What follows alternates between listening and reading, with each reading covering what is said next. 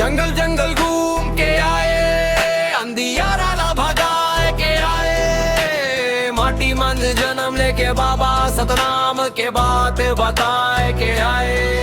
भेदभाव के दीवार गिराए, सब लायक संग बैठाए, सत्य अहिंसा के डगर दिखाए, मानवता के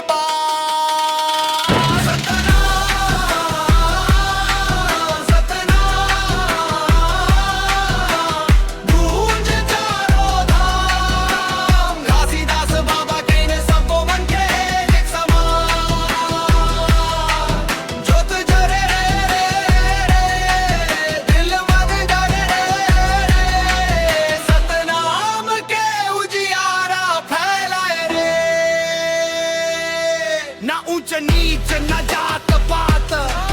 बाबा कहीं न सबो एक जात, सफेद झंडा लहराए के, सत्य के संदेश सुनाए के, विरोध पूरी धाम चमकी साथ